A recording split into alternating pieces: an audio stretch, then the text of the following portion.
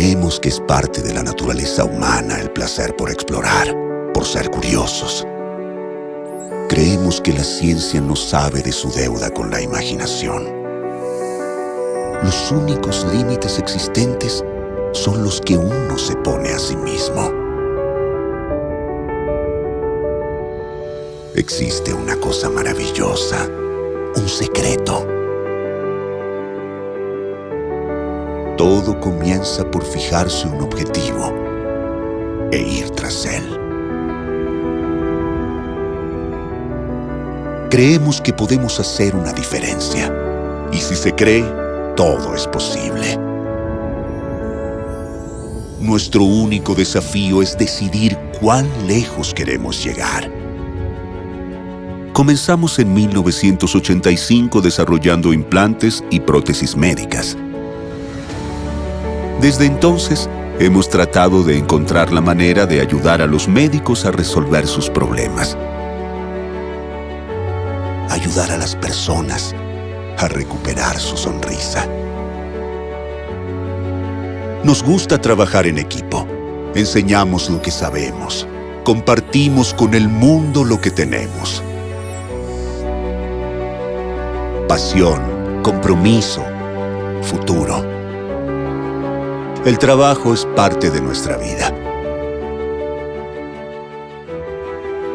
Queremos verte sin límites en absoluto. Existe una cosa maravillosa, un secreto. El secreto del éxito es hacer funcionar las máquinas más perfectas que existen. Las personas.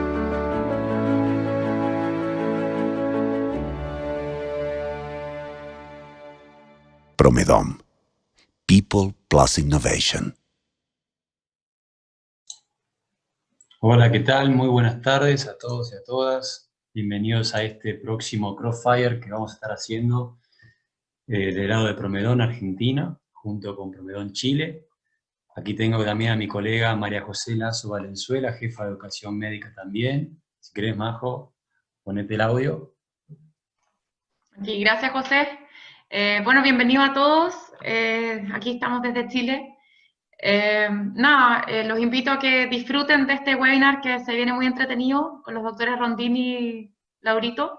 Así que eso, pásenlo bien y que disfrutemos. Bueno, muchas gracias, Pepa. Bueno, vamos ahora, quiero presentarles a los doctores que van a estar como panelistas en este Crossfire, en este webinar. El doctor Germán Laurito, médico argentino, ginecólogo, jefe de la sección de uroginecología del Hospital Centenario de Rosario y también miembro de la comisión directiva de AUGA. Y el doctor Carlos Rondini, médico chileno ginecólogo, representante de Latinoamérica de IUGA. Así que, bueno, les doy la bienvenida, muchas gracias por estar aquí. Pueden hacer sus preguntas y en el iconito que dice preguntas y respuestas, cosa de que, porque el chat no va a estar habilitado. Así que, bueno, sin más, ya le doy la palabra al doctor Carlos Rondini para que inicie. Bueno, el doctor Carlos Rondini va a estar hablando, disculpen, van a estar hablando del abordaje laparoscópico abdominal, del prolapso apical, y el doctor Germán Laurito va a estar haciendo lo referente desde lo que sería la vía vaginal. Así que, bueno, doctor Carlos Rondini, le doy la palabra.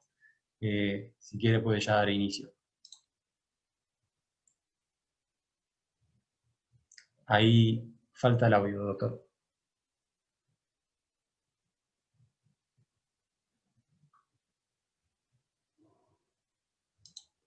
Ahí creo que le tendría que salir un botoncito. Si no, apriete Alt-A. Los botones Alt-A.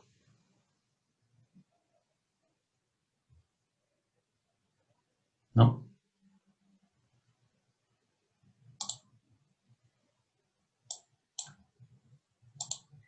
Perdón, José, creo que lo muteaste vos. A lo mejor lo podés desmutear vos. Muy bien. Hay un botón. Yo te voy a solicitar que reactives el audio, Carlos. Te tiene que salir a una pantallita ahí para aceptarlo.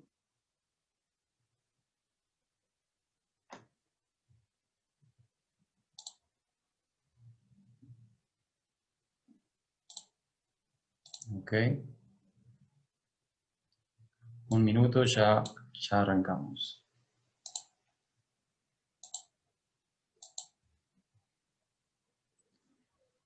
No te deja.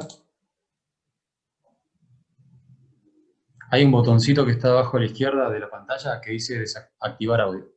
Abajo a la izquierda, del Zoom.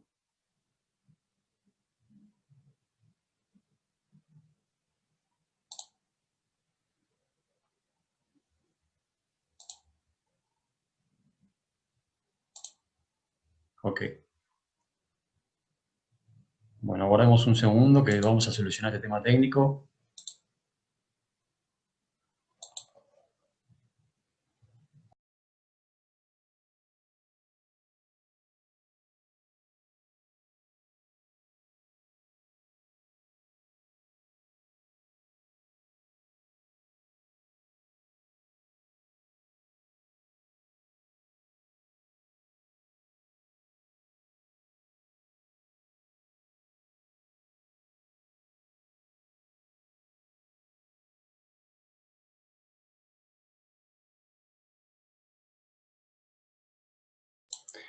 Germán, si querés, iniciamos con tu parte, si no. ¿Qué te parece? Bien, me parece bien, sí. No te preocupes, Carlos, que ahora si no hacemos el cambio. Inicia Germán y mientras solucionamos el otro tema. Ok. Bueno, voy a Gracias. compartir mi pantalla entonces. Bien. No sé si Carlos va a poder estar atento a la presentación, lo único, pero... Sí, doctor, va a estar atento. Ok, ahí vamos.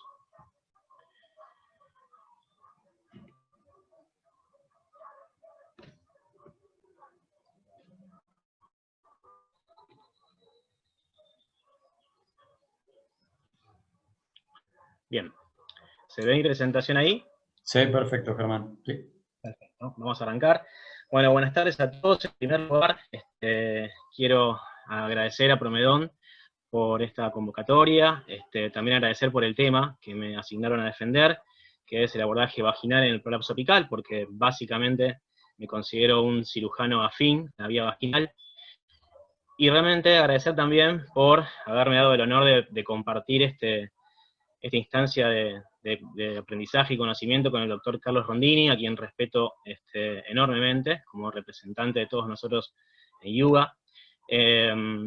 Bueno, me tuve que poner a la altura para esta discusión y me puse a buscar bibliografía para decir cómo puedo defender mi ruta preferida en el tratamiento del prolapso apical.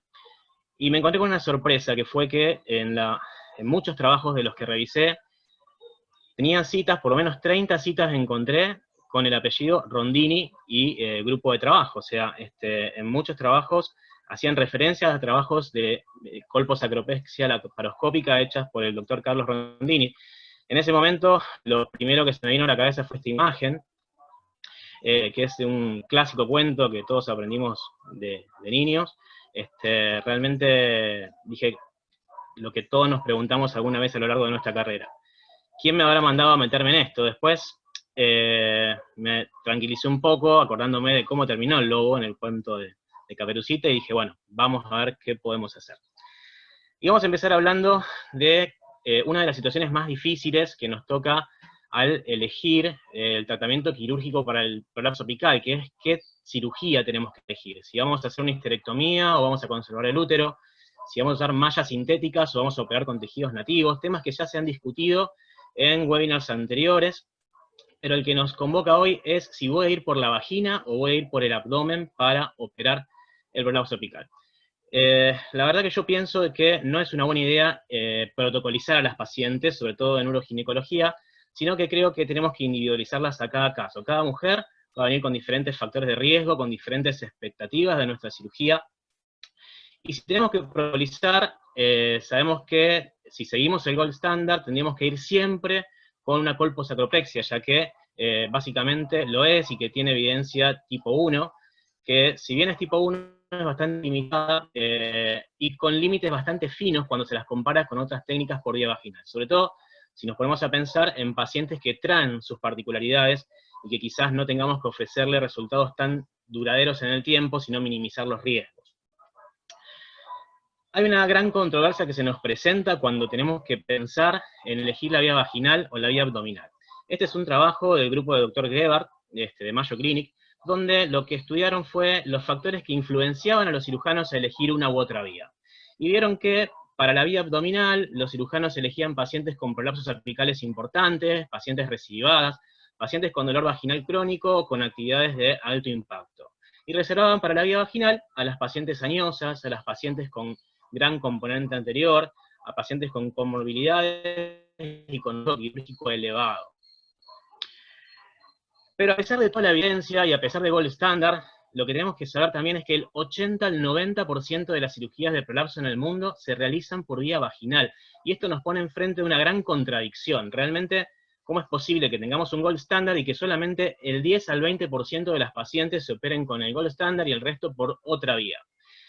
Es verdad, después del warning del FDA en el 2011, muchos cirujanos dejaron de realizar cirugías por vía vaginal, pero que implicaban el uso de mallas por vía vaginal, y se volcaron hacia la vía abdominal con el gold standard, pero en su mayoría los cirujanos siguieron operando por vía vaginal con cirugías con tejido nativo.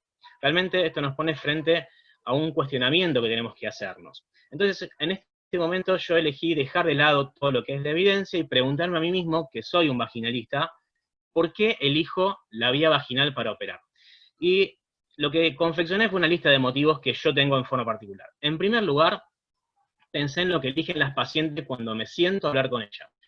Cuando yo le explico el concepto de mini-invasividad, cirugía por orificios naturales, no tengo duda que si yo le pregunto a las mujeres por dónde quieren ser operadas, van a elegir operarse por la vagina. Es una vía efectiva, es verdad, es menos duradera, pero es bien efectiva. O sea, el hecho de que el gold standard sea superior en criterios de curación no significa que la vía vaginal no sea efectiva. Es efectiva, y podemos mejorar muchas pacientes por esta vía. Las pacientes uroginecológicas son pacientes particulares que además de un prolapso apical traen un montón de otras cosas. Tenemos pacientes añosas, pacientes diabéticas, pacientes multioperadas, pacientes con EPOC, pacientes con muchas comorbilidades que hace que yo tenga que elegir muchas veces minimizar el riesgo de complicaciones serias. Es verdad que las dos vías tienen pocas complicaciones, pero cuando las hay, las complicaciones de la vía abdominal son más serias. También la elijo porque puedo tratar diferentes compartimentos en forma integral por una sola vía y en el mismo momento. Puedo tratar el compartimento anterior y el posterior, puedo abordar el hiato y hacer la calibración de la vagina, que es algo que hoy día le damos muchísima importancia en cuanto a la prevención de recurrencias. Puedo tratar la incontinencia urinaria de esfuerzo con el gold standard, que son los sling mediouretales, por la misma vía. Y por último, es indiscutible que la curva de aprendizaje, los recursos económicos y los recursos tecnológicos que necesito para hacer una buena colposacropexia laparoscópica distan muchísimo de lo que es la curva de aprendizaje y el gasto que necesito para aprender a hacer una buena cirugía vaginal. Frente a toda esta lista, creo que estoy en condiciones de terminar mi conferencia con esta imagen, porque creo que espero que haya logrado convencerlos de algo con esto, pero como soy muy, muy respetuoso de mi colega, el doctor Rondini, voy a tratar de justificar un poco todo lo que acabo de decir, ¿sí? Y vamos a empezar con lo primero que dije, que fue que las mujeres eligen la cirugía por orificios naturales, ¿sí? Empecemos hablando de lógica, pero siendo académicos. Creo que ese gráfico lo dice todo, ¿sí? Si hablo de lógica, la vía vaginal es la puerta de entrada más mínimamente invasiva y más lógica para operar a las pacientes. Pero si hablamos de academicismo y vamos al diccionario y buscamos la definición de academicismo, lo define la RAE como la institucionalización de la enseñanza del arte en academias. Y si yo pienso en el arte natural, que es que una mujer pueda tener al mundo un niño de 4 kilos y medio por la vagina, ¿cómo no puedo llevar a lo académico y por el mismo orificio natural tratar de resolverle a las mujeres su problema de distopía del piso pélvico? Lo segundo que dije es que la vía es efectiva, que es menos duradera, pero que es efectiva. Y acá podría entrar a lo que usan todos los vaginalistas para defender la vía vaginal, que es el care trial. Creo que es algo cliché, creo que yo voy a ir en contra de eso. Acá voy a defender a la vía abdominal. Podría valerme del care trial para decir de la sorpresa de la tasa de falla del gold standard, para hablar de los trastornos de cicatrización del 10% que aumenten con el tiempo, para hablar de tasas de reoperaciones similares al abordaje vaginal, para hablar del conflicto de la pared anterior, sobre todo para la vía laparoscópica, del 18% de tasa de recurrencia anterior. No voy a hablar de eso, no voy a usar el clinical trial, y tengo que ser honesto y saber que lo que se guardan los vaginalistas es que el 50% de las cirugías del CARE fueron con mallas que no eran las adecuadas, que el 30% se hicieron histerectomías concomitantes, y que la tasa real de exposición de malla dista mucho de lo que muestra si consideramos las pacientes que se operaron con mallas adecuadas, ¿sí? Y sobre todo hoy día, donde empezamos a usar para colposacropexia mallas de peso bajo, ultrasoft, menos de 20 gramos por metros cuadrados. Así que en este sentido no voy a usar lo que usan todos, que es el CARE trial, para denostar a una vía que realmente no se lo merece. Pero también tengo que rescatar a la vía vaginal en cuanto a los criterios de curación. Este es un trabajo de Cleveland Clinic, donde si bien no es para prolapso apical, es para prolapso anterior, puede ser útil para todas las cirugías de prolapso, que es cómo cambian los criterios de curación, cambiando el criterio que yo uso para definir curación. Si yo, cuando usábamos antiguamente criterios anatómicos estrictos, fíjense las tasas de falla de la colporrafia anterior bajísimas, y después del 2010 que empezamos a considerar lo que realmente le pasa a las mujeres, lo que realmente sienten las mujeres como tasa de éxito, o sea, los criterios clínicos o subjetivos, cómo drásticamente aumentan las tasas de curación de la vía vaginal. Y esos son los criterios que hoy día tenemos que definir para considerar éxito. Opciones por vía vaginal tenemos muchas, solamente 2 son las reconocidas por diferentes paneles, que son la suspensión alta al ligamento uterosacro y la fijación al ligamento sacroespinoso. Ambas tienen su complejidad técnica, ambas tienen una curva de aprendizaje, y ambas son consideradas en los diferentes trabajos bastante similares en cuanto a criterios de curación, ¿sí? Y a complicaciones. Ustedes todos conocen este trabajo, el Optimal Trial, donde compara las dos vías vaginales entre sí y las define como prácticamente iguales, tanto en criterios de curación objetiva, fíjense, criterios anatómicos bastante dejan que desear, pero en los criterios subjetivos o clínicos mejoran drásticamente las cifras, ¿sí? Con curación en el orden del 85-95%, ¿sí? Pero lo que más llama la atención es que en ambas cirugías, las pacientes requirieron en menos del 5% retratamiento, tanto sea quirúrgico o médico con un pesario, ¿sí? Y acá sí tengo que traer al CARE trial, ¿sí? Que en la primera evaluación de 2 años consideró tasas similares de reoperación de la colposacropexia a la vía vaginal, pero en el extendido de 7 años la tasa de reoperaciones aumenta al 16%. No quiero dejar afuera a nuestras adultas mayores, que es una gran parte de nuestra población de pacientes, donde también podemos ofrecer una cirugía vaginal, siempre y cuando la paciente no tenga función sexual y no desee conservar la luz vaginal, una cirugía de muy buena opción, de bajísimo riesgo, de alta tasa de éxito, bajísima recurrencia, una cirugía de superficie, que es la cirugía obliterativa. Podemos llevar a una paciente en esta situación a esta otra situación. Mallas. Con respecto a las mallas, hubo un fuego cruzado anterior, donde quedó bien clara la postura. Las mallas absorbibles por vía vaginal, tenemos hoy día en el mercado 2 para nivel 2, y para nivel 1 y 2 simultáneos, con evidencia 3, dispositivos de alto riesgo. Pero lo que yo quiero traer a la mesa de discusión es esto: si debemos o no incluirlas entre las tan cuestionadas mallas vaginales a la fijación sacroespinosa con sling apical. Esta fue una pregunta que quedó abierta del crossfire anterior del doctor Ubertazzi con el doctor Brown, donde el doctor Ubertazzi dijo que, si somos honestos, debemos considerar a la fijación sacroespinosa con sling apical dentro de las cirugías con malla, porque básicamente lo es. Yo no estoy tan seguro de eso. Yo creo que los slings apicales no deben ser considerados, son innovaciones independientes y diferentes a la fijación sacroespinosa clásica, la técnica de Richter, y a las mallas con cuerpo, con distintos resultados anatómicos, con distintos resultados funcionales, y con distintas complicaciones esperables. Vamos a tratar de hablar un poquito de esto. Una de las cuestiones más importantes que pone a la colposacropexia en primer lugar, comparada con la vía vaginal, con el sacroespinoso específicamente, es el reposicionamiento de la vagina hacia su posición normal, que es una crítica hacia el sacroespinoso por la desviación del eje vaginal hacia posterior y por la tensión de las suturas que hacen que la cirugía tenga más recurrencia anterior y que tenga más dispareunia que la vía abdominal. Lo que intenta hacer esta cirugía, lo que se pensó, es hacer una cirugía libre de tensión que le devuelva o que restaure la anatomía normal de la mujer. Les quiero mostrar este trabajo que es muy interesante, es un trabajo canadiense, donde lo que se hizo fue comparar pacientes operadas con sling apical al sacroespinoso con fijación bilateral con pacientes de mediana edad nulíparas sin prolapso, por medio de resonancia magnética. Y lo que lograron ver fue que pudieron demostrar la similitud entre la anatomía de las pacientes nulíparas sin prolapso con las pacientes operadas con sling apical bilateral al sacroespinoso.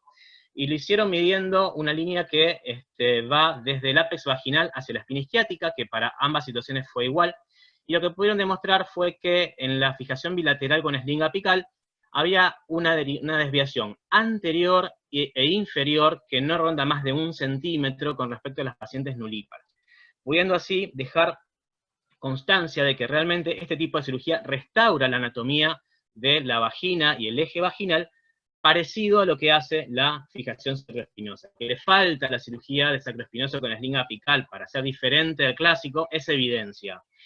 Y algo de evidencia tenemos, este es un trabajo de reciente aparición, publicado hace 3 meses, es un trabajo controlado y randomizado multicéntrico de Latinoamérica, entre Brasil, México y Argentina, donde se operaron 100 pacientes y compararon la técnica de TAS, de los arpones de Promedón, con la técnica de Richter al sacroespinoso. Es un estudio de no inferioridad, que son los estudios que se deben oponer a las técnicas clásicas cuando recién aparecen y se empiezan a usar. Y pudieron demostrar realmente de que la técnica con TAS, con arpones apicales bilateral, no es inferior a la técnica tradicional, por el contrario, la tasa de curación anatómica fue del 90% contra el 80% para el sacroespinoso clásico, y que además tenían menor tiempo operatorio, menor hospitalización, menor tasa de infecciones urinarias, menor dolor, y iguales resultados en cuanto a calidad de vida y función sexual. Lo otro que dije es que estamos frente a un grupo particular de pacientes, que son las pacientes uroginecológicas. Y cuando estoy frente a la paciente uroginecológica, hay pacientes que son más pasibles para la vía vaginal, que son las pacientes con comorbilidades múltiples, pacientes adultas mayores que tienen riesgo quirúrgico para una anestesia general y necesito ofrecerles una anestesia que sea menos riesgosa o que no tenga contraindicaciones. Pacientes en estadios avanzados con hiato urogenital amplio, ¿sí? Voy a tener que ofrecer una cirugía resolutiva tanto de su prolapso apical como de su nivel 3. Pacientes obesas, en este tipo de abdómenes claramente voy a preferir ir por la vagina.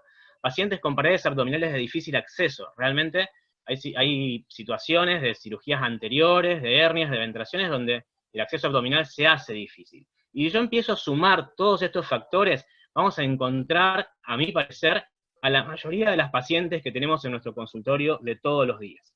Pero no quiero dejar ser ingrato con la vía abdominal, que también es una vía muy noble, y sobre todo la laparoscópica, porque hay pacientes que son también más elegibles que la vía vaginal, y acá coincido, y no me peleo, pero las pacientes que tienen tejido nativo muy debilitado, aquellas con vaginas previamente operadas, vaginas muy cortas, o vaginas muy alargadas, con TBL de más de 10, 11, 12, que no voy a lograr remontarla con mi cirugía vaginal lo suficiente.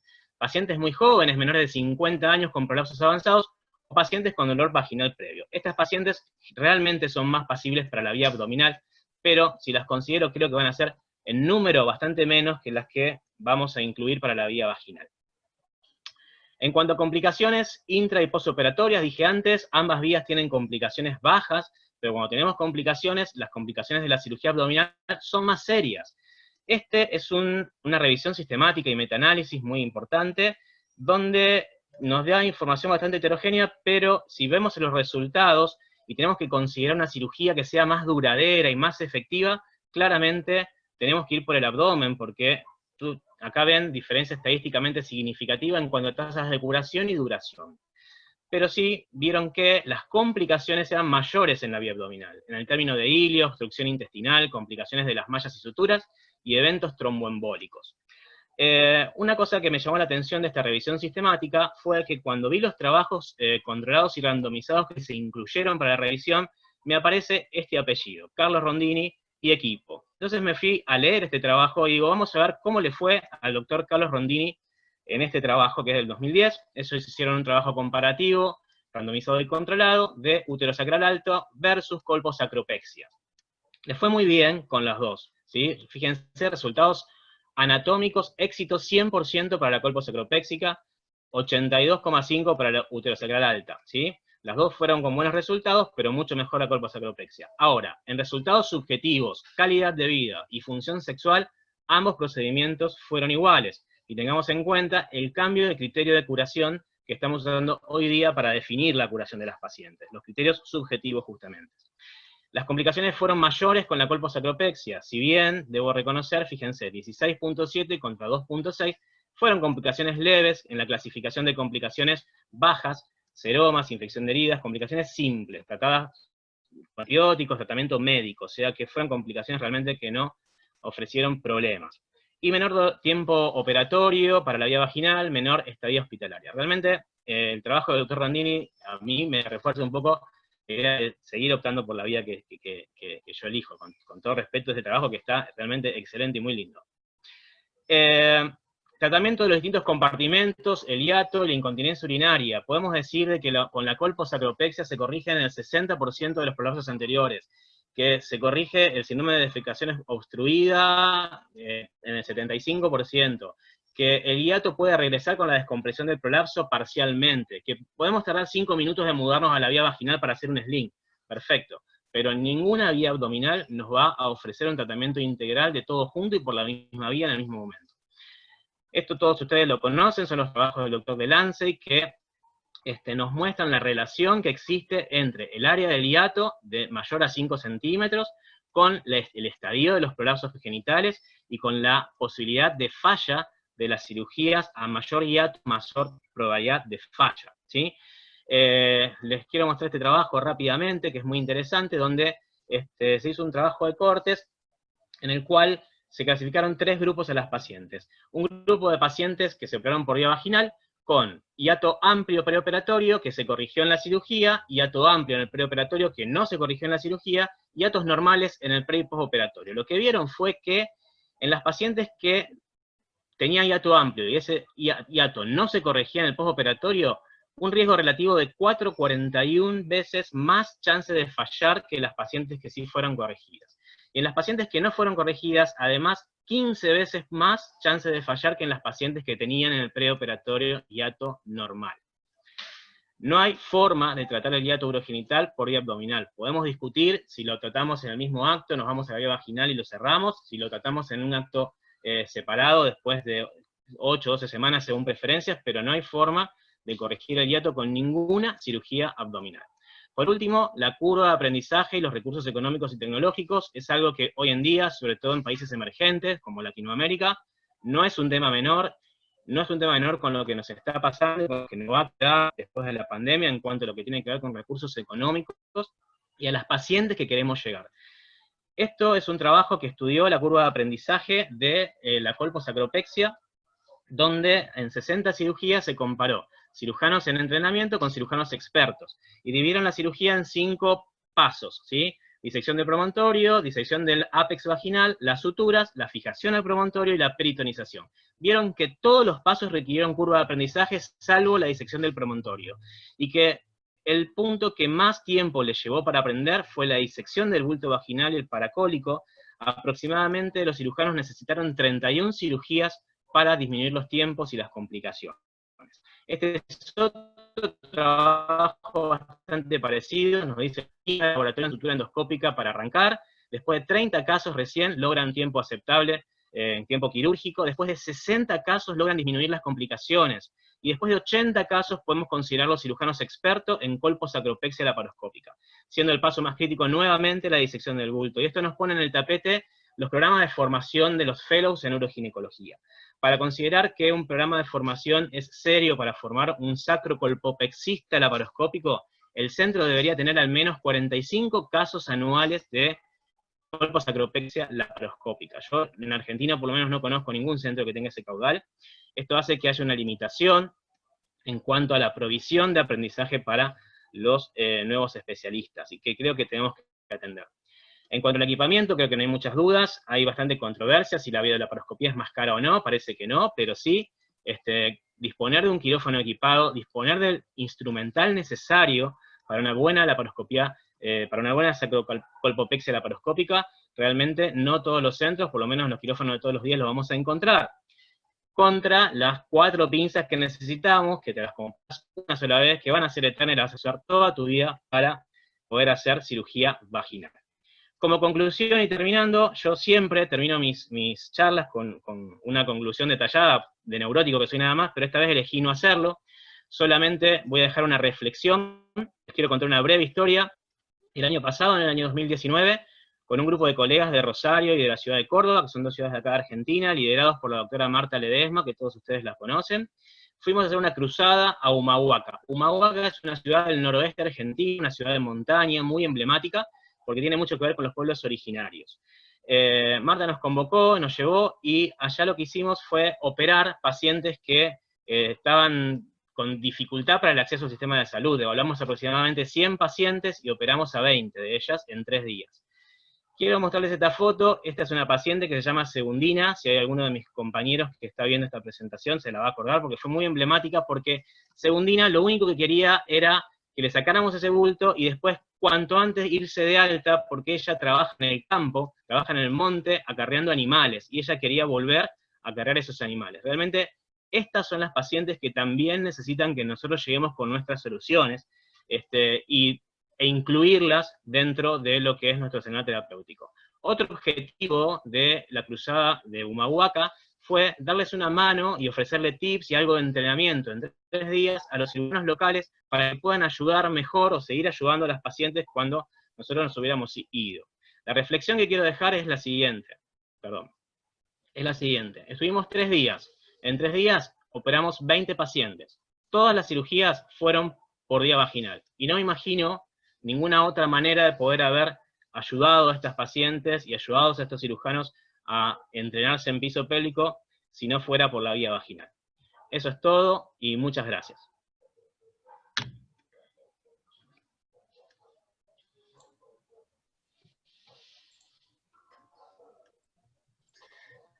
Muchas gracias, doctor Laurito. Muy buena su presentación. Muchas gracias. Estuvo muy claro todos los conceptos que transmitió. Bueno, le quiero dar la palabra entonces al doctor Rondini.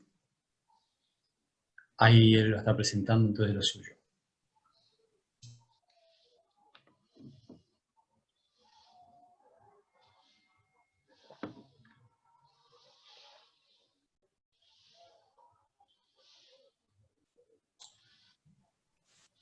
Doctor, el audio.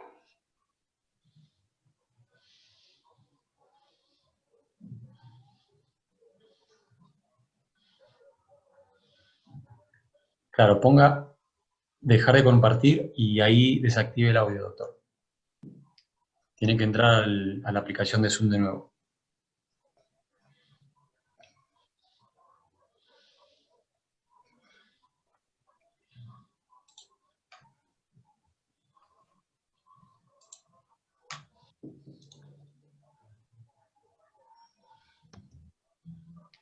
Ahí ya está.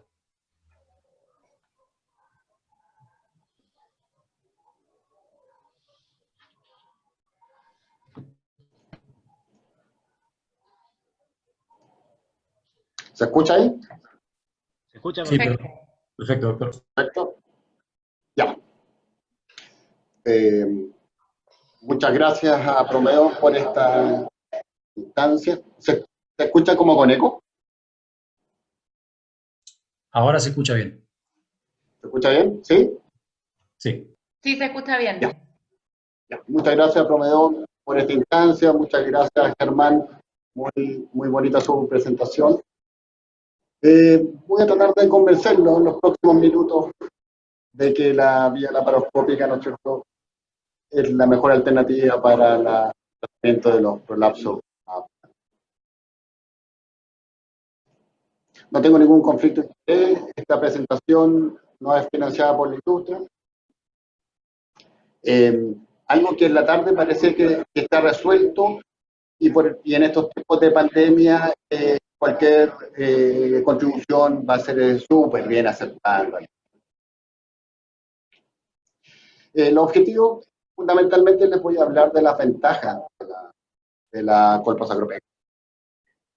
Primero vamos a revisar algunas cosas de la evidencia, que ya Germán lo comentó, ¿no es cierto? Y les voy a hablar de algunas ventajas que tiene la vía laparoscópica por sobre la vía vaginal que están descritas ahí. Lo primero es decirle que esto no es una cirugía nueva, es una cirugía antigua, tiene más de 50 años. Lane es considerado el padre de la colposacropexia porque inició, fue el que logró concebir la cirugía más o menos como la hacemos hoy en día, interponiendo una malla, no sé, entre el promontorio y la vagina, y por lo tanto es una cirugía que se ha seguido realizando por más allá de 50 años, por lo tanto, y es una cirugía que cuenta con seguimientos incluso a 17 años, con muy buenos resultados, con tasas de cura objetiva entre el 80 y 90%, por lo tanto, el tiempo también es relevante en términos de que valía esta cirugía. Cuando vamos a ver los niveles de evidencia, ¿no es cierto? Sabemos que en medicina el mejor nivel de evidencia es el tipo 1, que está basado en trabajos prospectivos randomizados, y la verdad las cosas es que si sacamos todo lo que tiene que ver con trabajos retrospectivos, nos quedamos con muy poquito. Y ese poquito se resume en 6 trabajos prospectivos randomizados. Están resumidos en la última revisión de la Cochrane de Chris Maher, ¿no es cierto? Y lo que podemos ver en ese trabajo es que efectivamente cuando se compara la vía abdominal versus la vía abdominal, la tasa de recurrencia de prolapsos es mayor para la vía vaginal, que la tasa de reoperación por prolapso es mayor para la vía vaginal. Además, la vía vaginal está asociada con mayor desarrollo de incontinencia urinaria de esfuerzo de novo y también a dispareunia. Dispareunia, algo lo comentó Germán, probablemente está fuertemente influenciado por los trabajos prospectivos randomizados que comparan fijación sacroespinosa con colposacropexia. Lo mismo que la incontinencia urinaria de esfuerzo de novo. Colposacropexia es superior a la vía vaginal, ¿no es cierto? Incluso en todos los compartimentos, en el compartimento anterior, apical y posterior. ¿Y qué aporta de nuevo este último metaanálisis? Que efectivamente algo que no había sido demostrado, que en realidad no fue demostrado por ninguno de estos 6 trabajos prospectivos randomizados, y que es la cura subjetiva, al menos la conciencia de enfermedad, de sensación de bulto, es a favor, ¿no es cierto?, de la colposacropexia. La colposacropexia produce mayor alivio de la sensación de bulto que las vías vaginales. Estos son los trabajos, probablemente bastante conocidos, ¿no es cierto? Los trabajos del doctor Benson, que ya lamentablemente falleció, el doctor Lowe, y el trabajo de Chris Maher. Interesante el trabajo de Chris Maher, porque los trabajos del doctor Benson y el trabajo del doctor Lowe son sacroespinoso unilateral, en cambio el del doctor Chris Maher es bilateral. Por lo tanto, se parece bastante a lo que presentó Germán Laurito.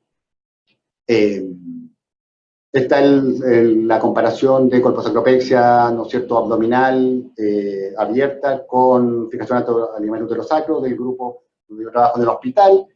Un trabajo similar realizado por el grupo del Dr. Dwyer en Melbourne, que también compara fijación alta al ligamento uterosacro con colposacropexia, y el trabajo, ¿no es cierto?, del Dr. Chris Maher, que compara mallas vaginales versus colposacropexia laparoscópica. Pero no hay más, son solo 6 trabajos. Y existen múltiples metaanálisis que han incluido estos 6 trabajos y que se repiten, que se repiten, que se repiten. Y eso da la sensación de que existe mucha información para responder esto, ¿qué es mejor, la vía vaginal o la vía abdominal? La verdad de las cosas es que la información no es para nada robusta, son los mismos 6 trabajos que se repiten, y ojo también con esto, que uno le pone poca atención, pero uno debe reconocer que estos 6 trabajos son trabajos que tienen 50 a 60 pacientes por rama, son randomizados, pero solo 50 a 60 pacientes por rama, que tienen seguimiento a corto o mediano plazo, que son extremadamente heterogéneos. Piensen ustedes que los trabajos del doctor Benson, el doctor Loya tienen 15, 17 años, por lo tanto son extremadamente heterogéneos entre ellos. Por lo tanto, la calidad de la información de estos trabajos, la calidad de esta evidencia es baja o moderada. Eso también es re importante aclararlo. ¿Qué vía utilizamos? Si hacemos una colposacropexia, Les diría que hoy en día existe muy buena información, dos trabajos prospectivos randomizados que compararon la vía laparoscópica versus la vía abierta, reproducen en todo, ¿no es cierto?, los resultados anatómicos, la mejoría en calidad de vida, no hay diferencias significativas, con todos los beneficios que tiene la vía laparoscópica en términos de ser una cirugía mínimamente invasiva, menos dolor, menos estadía hospitalaria, recuperación a la actividad diaria, ¿no es cierto?, más rápida. En nuestras manos, un trabajo que hicimos es un trabajo, sin embargo, retrospectivo, que comparamos nuestra colposacropexia abierta versus la laparoscópica. No voy a entrar en detalles, nosotros seguimos en la escuela de Clermont-Ferrand, que diseca en el compartimento posterior hasta los músculos elevadores del ano, cuestión que puede tener cuestionamientos, qué sé yo, y disecamos, ¿no es cierto?, en el espacio vésico-vaginal hasta el trígono. Haciendo una disección bien extensa, ¿no es cierto?, como pueden ver ahí. ¿Qué es lo que demostramos? Que en realidad nos va bastante bien, ¿no es cierto?, en todos los compartimientos. En rojo van a ver la laparoscópica, en azul la abdominal. Y fíjense que no hay muchas diferencias entre colposacropexia laparoscópica abierta entre colposacropexia abierta y laparoscópica, pero sí fuertes diferencias, ¿no es cierto?, en compartimento anterior. Nos dio diferencia en todos los compartimentos, pero fundamentalmente en compartimento anterior. ¿Qué es lo que tratamos de demostrar con este trabajo? Que, bueno, la laparoscopía nos permite una mejor visualización y alcanzar puntos bastante profundos en la pelvis. Por vía abdominal, muy rara vez, y me imagino que se requiere una laparotomía muy extensa para poder alcanzar los elevadores del ano. Y por lo tanto, esa es una de las ventajas que nos permite la cirugía laparoscópica.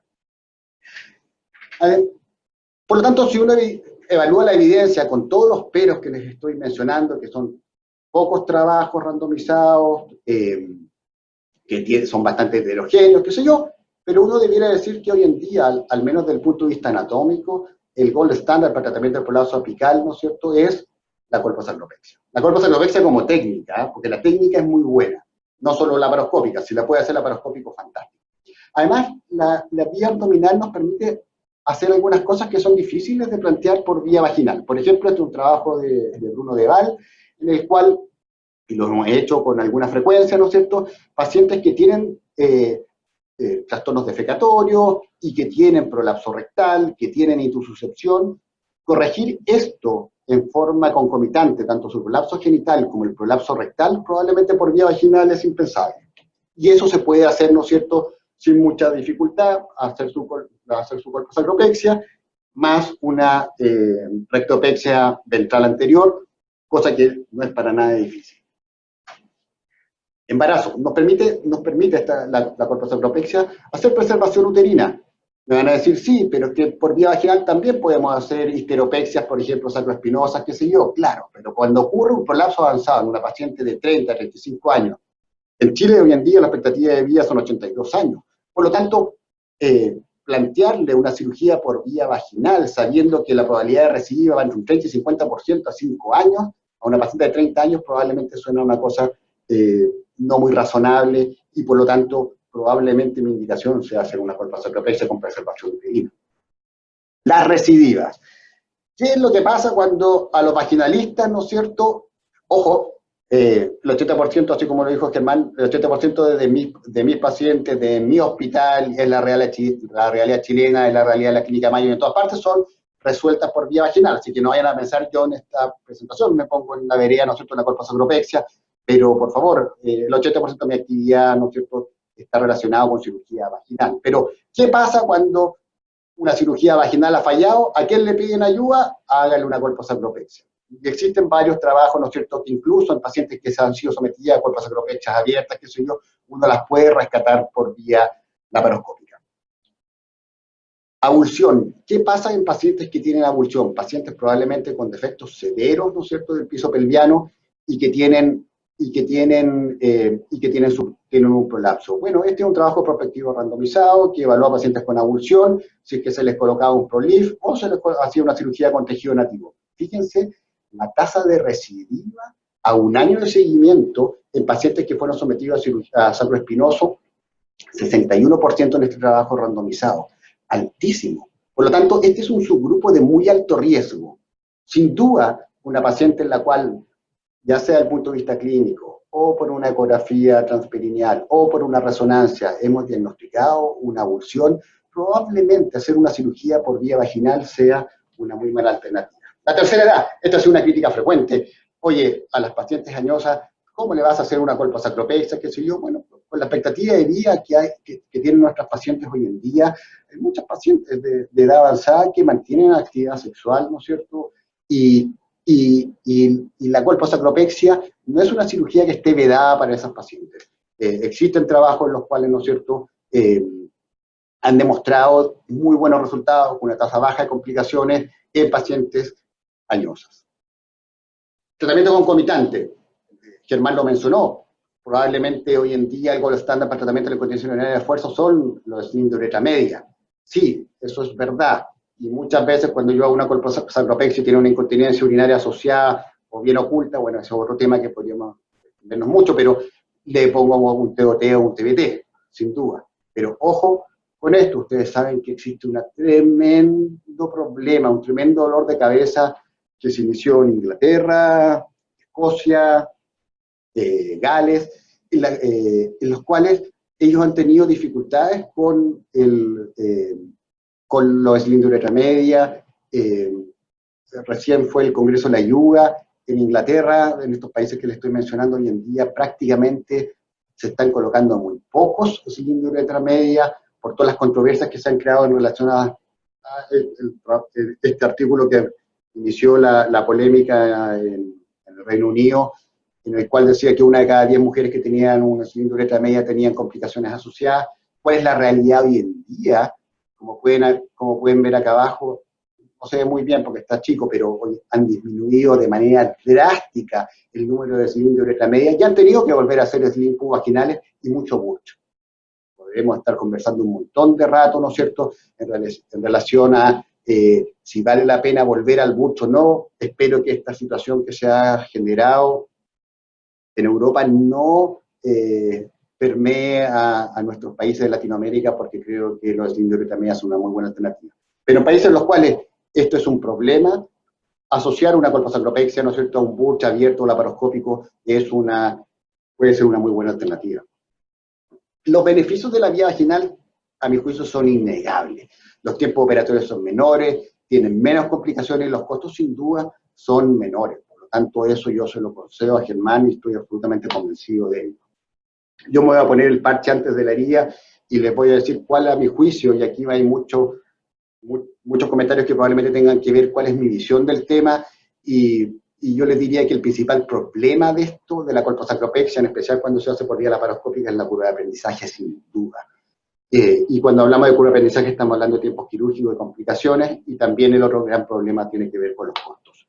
En relación a la curva de aprendizaje, este es un trabajo que presentamos, ¿no es cierto?, este año, que tiene que ver con la curva, un mismo cirujano que ha operado más de 300 colposacropexias laparoscópicas. Fíjense, en nuestra institución, fíjense cómo recién, después de 110 casos, hay un quiebre importante en los tiempos operatorios. Y las cirugías, las primeras cirugías, 4 horas, 5 horas en pabellón. Por lo tanto, para lograr, después de 4 o 5 años, habiendo hecho más de 100 cirugías, lograr bajar los tiempos a tiempos operatorios en torno a las 2 horas. Por lo tanto, es una curva de aprendizaje muy, muy dura. Por ahora, ¿cuál es la solución a esto de la curva de aprendizaje? Entrenamiento, entrenamiento, entrenamiento, entrenamiento. A mi juicio. Juguetes. Contamos con una serie de juguetes para tratar, ¿no es cierto?, de acortar los tiempos operatorios. Dura barbás, asas bipolares, tacker, pegamentos para fijar la malla del promontorio, morceladores electroquirúrgicos, armónico. Ojo, sí, en la medida que, si bien todos estos juguetes nos pueden ayudar a cortar los tiempos operatorios, ¿no es cierto?, van incrementando los costos de manera significativa. Y este es un trabajo que nosotros hicimos, el mismo cirujano operando en 2 instituciones, una institución pública y una institución privada en Santiago de Chile, ¿no es cierto? En una institución le pusimos high-tech, como en una institución privada, en la cual el mismo cirujano tiene todos los juguetes disponibles, y en otro, ¿no es cierto?, en un setting hospitalario, de un hospital médico docente, operando con los becados, qué sé yo. ¿Qué es lo que vimos en realidad en este trabajo? Que incluye algo así como 260 pacientes sometidos a colposacropexia laparoscópica, que en realidad la diferencia entre el hospital y la clínica, teniendo todos los juguetes o sin juguetes, fueron alrededor de 30 a 40 minutos. Vale la pena todos esos juguetes, y el costo de todo esto es alrededor de $1.500 extra. Por lo tanto, llega a cuestionarse si que efectivamente el tema va por tratar de resolver el tema de la curva de aprendizaje, ¿no es cierto?, solo sumando tecnología. A mi juicio, en realidad, de nuevo, esto es entrenamiento, entrenamiento, entrenamiento. Por supuesto, apareció la cirugía robótica, y esto puede ser una buena solución a la curva de aprendizaje. Si entre 60 y 90 cirugías se necesitan por vía laparoscópica, con el robot se estima que después de 10 cirugías de colposacropexia robóticas uno ya empieza a bajar los tiempos operatorios y se empiezan a estabilizar. El tema, obviamente, de nuevo en esto viene el tema de los costos. Para serles bien franco, creo, sin embargo, que esto es el futuro. Yo he sido bastante contrario a la cirugía robótica, tiene que ver fundamentalmente con los costos. La verdad, las cosas es que en la medida que estos costos vayan bajando, los tiempos de docking se disminuyan porque son equipos más versátiles, se despliegan desde el techo, son brazos independientes.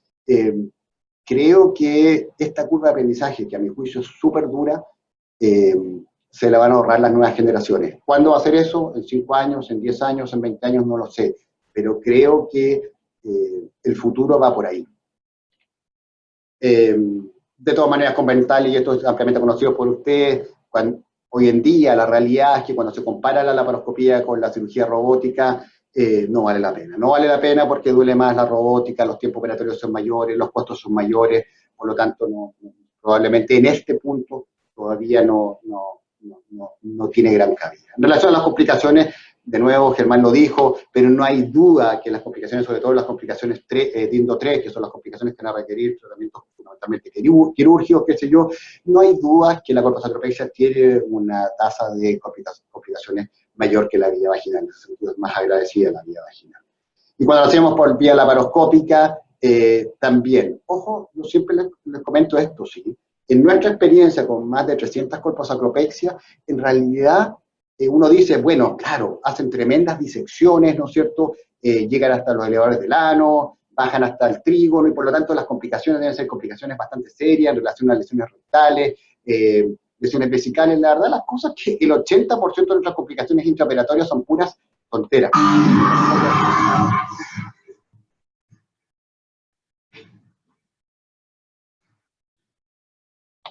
O sea, son puras cosas que son transversales a la cirugía laparoscópica. El 80% de estas complicaciones han sido complicaciones que tienen que ver con la entrada, con la verra que está en el intestino, con quemaduras, ¿no es cierto?, eléctricas, con lesiones epigástricas, el 80%.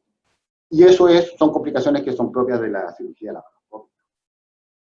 En relación a los costos, ya se los dije, no hay nada que conversar, la cirugía vaginal es mucho más barata, la laparoscópica es más cara, y la robótica es el doble de lo que cuesta la cirugía laparoscópica. Este es un trabajo también de nuestra institución, cuando echamos a andar la colposacropexia, para tratar de convencer a nuestras autoridades que valía la pena que le hiciéramos por vía laparoscópica.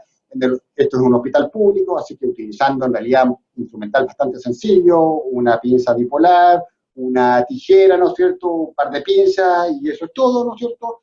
Lo que vimos es que en realidad los costos no eran significativamente distintos que la vía abierta. Por supuesto, con tiempos operatorios más prolongados, y eso también tiene una implicancia en las instituciones públicas.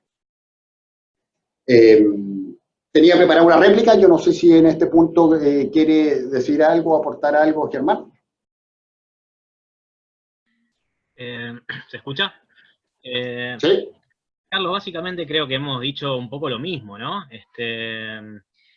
Creo que compartimos las visiones, lo dijiste claramente, vos también, tu gran arsenal quirúrgico es la vía vaginal a pesar del gold standard. A mí realmente me comparto toda la evidencia que presentaste y es real y es así, y es lo que yo también leí, pero realmente creo que nos debe hacer ruido de que un gold standard solamente se le aplique al 10, al 20% de las pacientes, y el resto se operen todas por vía vaginal, por todos los motivos que los dos expusimos, ¿sí? Yo creo que tu presentación fue también muy clara en ese aspecto.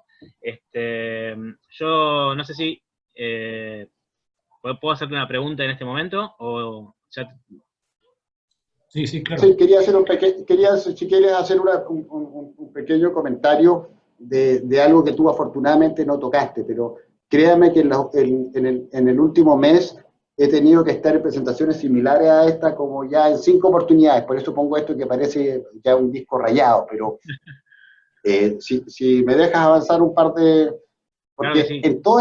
en todas estas presentaciones, obviamente lo que me han enrostrado, pero las mallas, y por lo demás tenemos, ¿no es cierto?, el extendido del CARE Trial, ¿no es cierto?, que muestra, que ha dado mucho que hablar y que muestra que efectivamente, bueno, las tasas de recidiva, pero de manera importante muestra que las tasas de exposición de mallas son un 10%. Y esto lo vengo escuchando, como te digo, desde hace años, desde que apareció el extendido del CARE Trial, y como te digo, en las últimas 5 presentaciones que he estado el último mes, sumando la IUGA, Brasil y otras cosas, esto es lo que te enrostran fundamentalmente los vaginalistas. Bueno, ahí fui honesto con la vía. Por eso creo que fuiste muy polar con eso, porque lo primero decirles que esto es algo que ya existe mucha evidencia de que no hay que hacer histerectomías totales a las pacientes. ¿Y qué ocurre con el CARE Trial? Primero, el CARE Trial nunca, como es un trabajo randomizado, la gente utiliza de mala manera diciendo, oye, pero hay un trabajo prospectivo randomizado que muestra que el 10% de la exposición de las cortotrapezias tiene exposición de malla. Bueno, sí, pero el CARE Trial no fue diseñado para eso, el CARE Trial fue para aclarar la duda si es que un bulge profiláctico se beneficiaban las pacientes de hacer un bulge profiláctico o no en pacientes que tenían prolapso sin incontinencia. Eso es lo que quería responder. El CARE Trial, primero decirles que solo lograron rescatar a 1/3 del total de pacientes que, estoy hablando del extendido, solo 1/3 de los pacientes que fueron enroladas. Segundo, lo que les decía, hay buena evidencia hoy en día para decir que no le haga histerectomía total, si le va a hacer una histerectomía, haga una subtotal, pero no le haga histerectomía totales, porque la tasa de exposición es mucho mayor. Y efectivamente, en este trabajo el 70% era prolapso cúpula, pero el 30% restante le hicieron histerectomía. Y además el material, lo que decía yo en mi presentación, Carlos, el material quirúrgico, se usaron en el 50% mallas multifilamentosas. Y eso también influye en lo que es la tasa de exposición de mallas, sin duda. Exactamente. Utilizaron Mercilen, que hoy en día una malla tipo 3, a nadie se le ocurría utilizar una malla tipo 3. Por lo tanto, existían en este trabajo muy buenas razones para que tuvieran tasas de exposición tan amplias. Sí, mira, nosotros presentamos en NISA en NISA nosotros presentamos un trabajo en el cual seguimos a las pacientes con colposatropexias abiertas con seguimiento más de 8 años, y nuestra tasa de exposición de mallas fue un 3.5%. Coincide con la... Coincide con ¿qué dice? Operadas con mallas tipo 1 en el CARE Trial, digamos. En el global, incluyendo las mallas multifilamentos, es 10,5, pero si separamos y vamos a las mallas tipo 1, fue del 0,5 al 3% aproximadamente la tasa de exposición. Y la revisión de Cochrane de Maher también está en torno a eso, 3% a 4 años. Por lo tanto, eso es más o menos lo que deberíamos esperar, que es un poquito más alto de lo que tienen los sling de uretra media. Yo lo que les quisiera decir, sí, es que un poco tratando de resumir, que un poco también lo dijo Germán. Yo creo que en pacientes jóvenes, y ahí en términos de jóvenes, tendremos que probablemente no es muy claro cuál es el límite, pero yo en general, pacientes de 65 años, y insisto, me importa también cuál es la capacidad funcional de esos pacientes, qué sé yo, pero en general pacientes de menos 65 o 60 años, con prolapsos apicales de estadio 2, mi primer abordaje es la colposatropecia. También en pacientes que tienen factores de recidiva importantes, estoy hablando de pacientes obesas, pacientes tosedoras crónicas, los prolapsos recidivados. Sin duda, nuestra cirugía de rescate sigue siendo colposatropexia. Pacientes con avulsión, como les mostré. Hacerlo por abierto, vía laparoscópica, les vuelvo a insistir que la cirugía es muy buena, la técnica es muy buena. Si usted la hace por vía abierta, laparoscópica o robótica, la verdad las cosas que son, a mi juicio, matices. Ojalá la pueda hacer por una vía mínimamente invasiva, pero es una cirugía que es muy agradecida. Y la indicación de hacerlo por vía laparoscópica, ¿no es cierto?, es que no tengan contraindicaciones anestésicas, ¿no es cierto? Optar, como les decía, siempre por una cirugía, por una vía que sea mínimamente invasiva, requiere mucho entrenamiento, sin duda requiere instrumental adecuado.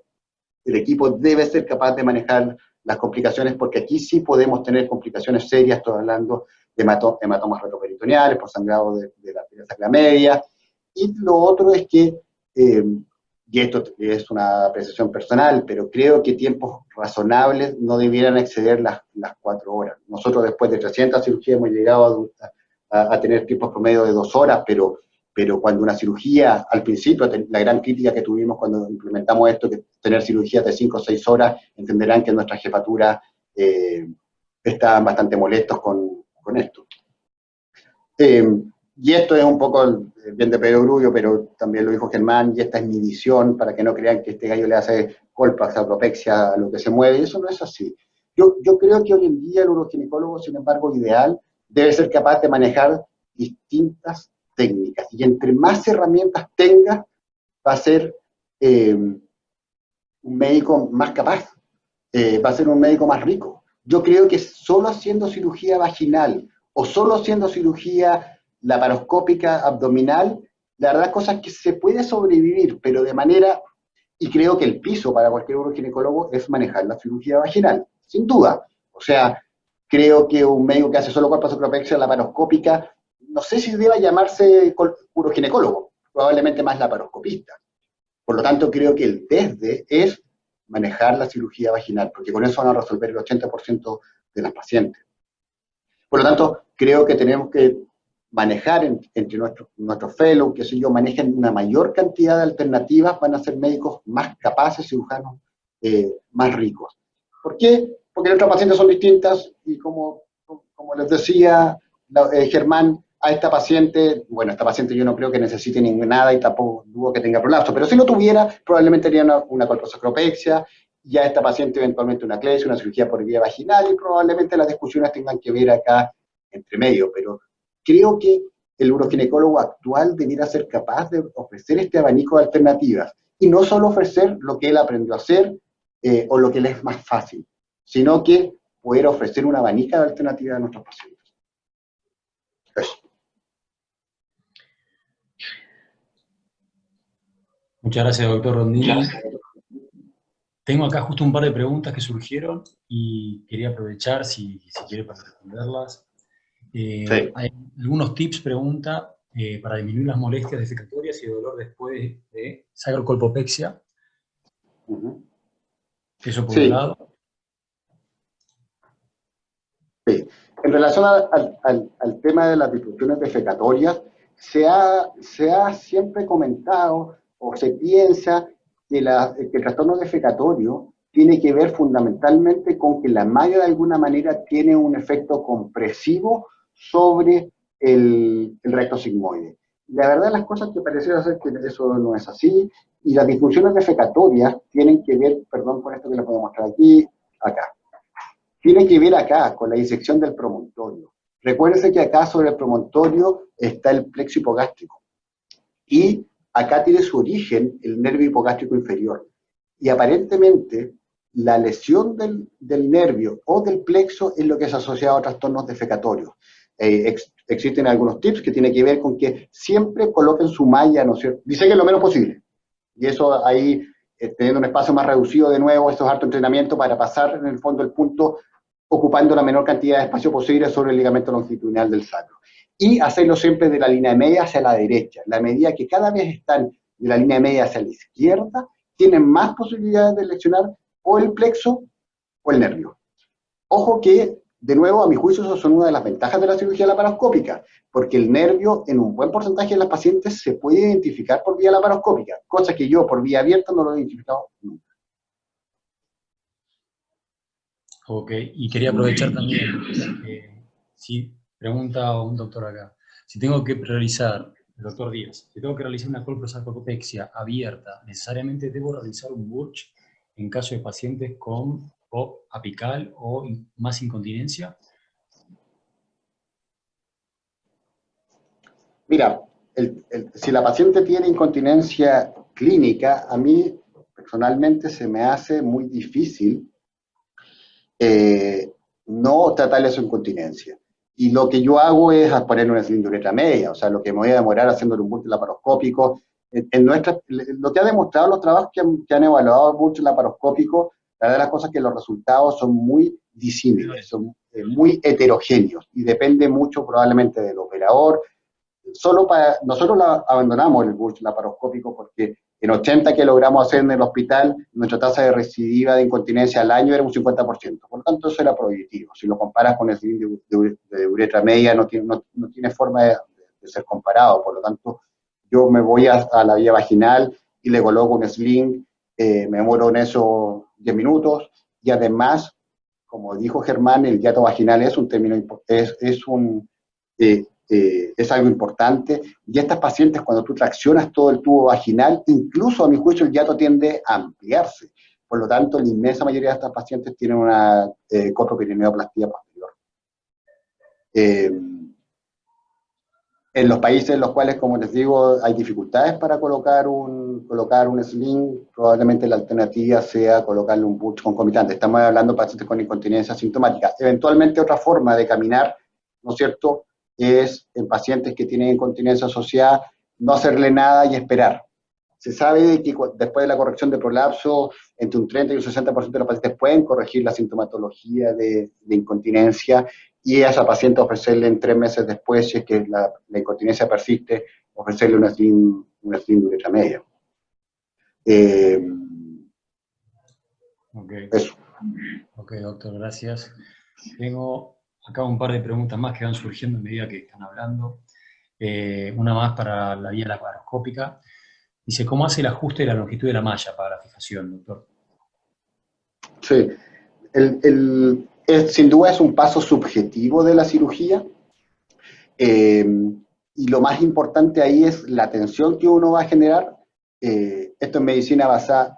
algo les iba a comentar en medicina basada en mi experiencia. En aquellas pacientes que he hecho colposacropexia y han tenido algún grado de incontinencia leve y que he decidido por alguna razón no hacerle una cirugía antiincontinencia, con la esperanza de que la colposacropexia corrija, ¿no es cierto?, la incontinencia, me ha ido mal.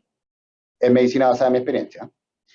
En relación a la tensión de la malla, es un paso subjetivo, sin duda. Probablemente el principal, existe la tentación de tensar mucho la malla y corregir, dejar una corrección perfecta, incluso en situación incluso supraanatómica. La verdad las cosas es que eso es un error. Cuando las colposacropexias fallan porque fundamentalmente las mallas se desinsertan de la vagina, y eso puede estar asociado con la tensión. También tiene que ver con el número de puntos, qué sé yo, y todo, pero sin duda puede tener que ver con la tensión. Por lo tanto, el principio es que debe haber un puente de malla entre el promontorio y la vagina, y tratan de reducir el prolapso. Muchas veces si el médico que está en la vía vaginal es alguien confiable, o ustedes mismos piden un guante, evalúen, ¿no es cierto?, cómo están corrigiendo el prolapso, porque como ocurre con muchas mallas, una cosa es lo que uno ve en pabellón, y después, sin duda, puede haber algún grado de retracción de aquellas pacientes que uno las deja un poquito flojas, se quedan en situaciones bastante anatómicas. Por lo tanto, lo que hay que evitar es la tentación de traccionar mucho las mallas. Y eso es un elemento absolutamente subjetivo. Ok, doctor, gracias. Doctor Laurito, tengo un par de preguntas. Acá pregunta si hay diferencias en la efectividad de la histeropexia sacroespinoso bilateral con TAS, con o sin malla, y si la corrección genital, ¿cuándo la realiza? Bien. A ver, la histeropexia, hay dos preguntas. Otra pregunta que dice, la corrección con capios en pacientes sin histerectomía. Nosotros acá en Argentina, por lo menos la histeropexia es una técnica que la tenemos bastante estandarizada, somos bastante respetuosos del útero sano, ¿sí? O sea, cuando las pacientes tienen un útero estudiado y sano, preferimos hacer histeropexia sobre la histerectomía, siempre consensuado con las pacientes. No hay una diferencia clara en resultados mejores o peores cuando sacamos o dejamos el útero, sí en la disminución de la morbilidad quirúrgica sin dudas, y en el anclaje de los puntos, ya sea con o sin malla, al anillo pericervical versus un anclaje más débil que es la vagina sola, ¿sí? Entonces, nosotros generalmente preferimos la histeropexia a la histerectomía por todos esos motivos. Con respecto a el uso de de TAS con y sin malla son cirugías diferentes, considero yo. Como mostré en un estudio de resonancia con sling apical, creo que la cirugía de sling apical, o sea, la malla apical, fue pensada para evitar justamente el principal conflicto de la fijación sacroespinosa, que es la desviación del eje vaginal hacia atrás y hacia la derecha o a la izquierda, según el cirujano, y la extensión de las suturas, ¿sí? Lo que intenta el razonamiento del sling apical es devolverle la anatomía a la paciente similar a lo que hace la colposacropexia. Creo que falta evidencia al respecto. Creo que hacerlo sin malla es un poco hacer lo mismo que la técnica clásica, con la diferencia de que el acceso al ligamento sacroespinoso es mucho más sencillo, la divulsión es más sencilla, el sangrado es menor, el dolor postoperatorio es menor, y además nos permite el TAS abordar a la paciente por vía anterior. Hay cirujanos que prefieren la vía anterior, otros la vía posterior, y eso un poco tampoco está demasiado estudiado, creo que va en preferencia de los cirujanos, pero creo que hay una diferencia en cuanto al concepto de usar un sling apical o usar solamente los arpones, ¿sí? O sea, lo que hace es remediar una cirugía clásica contra una cirugía que todavía le falta evidencia, pero que creo que es muy prometedora, que es la colocación del sling apical como una innovación diferente, con resultados esperables diferentes y con complicaciones esperables también diferentes al sacroespinoso clásico, ¿sí? Que es lo que hacemos con un capio o con un TAS, sin malla. Ok, gracias, doctor. Doctor Rondini, tengo un par de preguntas también acá. La corrección del hiato en la colposacropexia genital, ¿cuándo la realiza? Sí. Como les comentaba, la inmensa mayoría de las pacientes, cuando tú traccionas la vagina por vía abdominal, se produce un efecto en el cual tiende a ampliarse, a mi juicio, el hiato. Por lo tanto, es bastante frecuente que tú, cuando terminas la colposacropexia y te vas a examinar a la paciente por vía vaginal cómo quedó, vas a encontrar un tubo vaginal que está en muy buena posición, con una vagina elongada, qué sé yo, pero con hiatos abiertos. Y recuérdense que eso se asocia a wings vaginales, ¿no es cierto? Por lo tanto, la inmensa mayoría de esos pacientes nosotros les agregamos una perineoplastía. Por favor, no una, como dicen en Argentina, una plástica vaginal clásica, qué sé yo, porque hay que tratar de no acercarse a las mallas. Esto ha sido evaluado con colposacropexia, en las cuales solo se corrige el compartimento apical y se va por vía vaginal a hacer plastías, qué sé yo. Eso es una mala idea, porque en realidad tienes riesgo de exponer tu malla por vía vaginal. Si el problema fundamentalmente de las mallas es cuando hay exposición vaginal. Eso probablemente llevó al desastre con las mallas por vía vaginal. Por lo tanto, una perineoplastía. Se la agregamos al 90 y tantos % de los pacientes. Okay. Yo, perdón, agrego a lo que dice, me sumo a lo que dice Carlitos, considero lo mismo. Nosotros, cuando usamos la vía vaginal, a todas las pacientes hacemos tratamiento del hiato, a todas. Está bien probado que cuando tenemos un área del hiato urogenital mayor a 5 centímetros cuadrados, y eso lo podemos evaluar fácilmente en el preoperatorio, la chance de fallar con mi cirugía, la chance de recidiva es 2.6 veces mayor por cada centímetro cuadrado de aumento del área del hiato. Consideramos de vital importancia, es un punto que antes no se le daba tanto valor, pero hoy día creo que es algo de gran importancia hacer el tratamiento del hiato urogenital, y la mayoría de las pacientes que tratamos con prolapsos en estadios 3 o más tienen el hiato urogenital mayor de 5 centímetros. Sí, yo quería hacer un comentario en relación a fijación sacroespinosa, utilizando arpones, qué sé yo. Creo que es una técnica bastante, una alternativa sencilla, fácil, rápida. Como les mostraba en los trabajos, el trabajo de Chris Maher, esto es sin utilizar un sling, ¿no es cierto? Solo utilizando fijación sacroespinosa. Bilateral, los resultados son bastante buenos. A mi juicio, el colocar o no colocar malla depende, diría yo. En pacientes que tienen solo prolapso de cúpula, la verdad, las cosas que tú puedes hacer una fijación sacroespinosa bilateral sin necesidad de colocar las mallas, en especial si es que tienes muchas aprensiones en relación al uso de malla en países en los cuales esto se ha judicializado fuertemente, qué sé yo. Sin embargo, si vas a hacer histeropexia sacroespinosa, creo que en esos casos sí, vas a requerir al menos un trozo de malla como un sling, si lo vas a hacer bilateral, porque efectivamente el cuello no da. Ok, doctor, gracias por el aporte. Acá una última pregunta para cerrar, ya que estamos en tiempo. Les abro a ustedes la pregunta. Menciona el doctor Mendoza, el estudio Kerr avala el Burch concomitante y si los slings son igualmente válidos. Ya, sí. ¿Respondo yo, Germán? Sí, sí. Sí, el estudio es muy obvio que el estudio Kerr iba a demostrar que aquellas pacientes que no tenían, se sabe que después de la colposacropexia, un porcentaje no menor de las pacientes van a presentar, ¿no es cierto? Porque el estudio Kerr no buscó dirigidamente incontinencia oculta. Ellos lo expresan, pero eso no tomó, si la tenía o no la tenía oculta, no jugó ningún peso en la toma de decisión si hacer o no hacer el Burch. Por lo tanto, es pacientes que no tienen incontinencia clínica y tienen un prolapso asociado, si hacer o no hacer un Burch disminuye la probabilidad de hacer una incontinencia de nuevo, algo que era esperable, entre 30 y 60% de esos pacientes podían hacer incontinencia de nuevo. Por lo tanto, era bien esperable que en la rama de Burch tuvieran menos incontinencia. Y esa es la conclusión. Si tú le asocias un Burch a esta paciente profiláctico, efectivamente el grupo de esas pacientes tienen menos incontinencia de nuevo. Bien de perogrullo. Pero hay que tener ojo que están sobretratando con un Burch entre un 40 y 60% de pacientes. Por lo tanto, ese es el problema. Existe, y esa es la gran crítica que tiene el Kerr Trial cuando tú vas a hacer una técnica antiincontinencia profiláctica, en especial un Burch, con toda la morbilidad que puede tener el Burch en términos de retención y todo eso. Existe un trabajo prospectivo randomizado que lo que hizo fue igual al Kerr Trial, pero esta vez utilizando cilindreta media, que es el estudio Opus, que ya tiene harto tiempo y las conclusiones son más o menos las mismas. Por lo tanto, sin embargo, la crítica que tienen estos dos trabajos tiene que ver eso, con que estás sobretratando hasta un 60% de pacientes.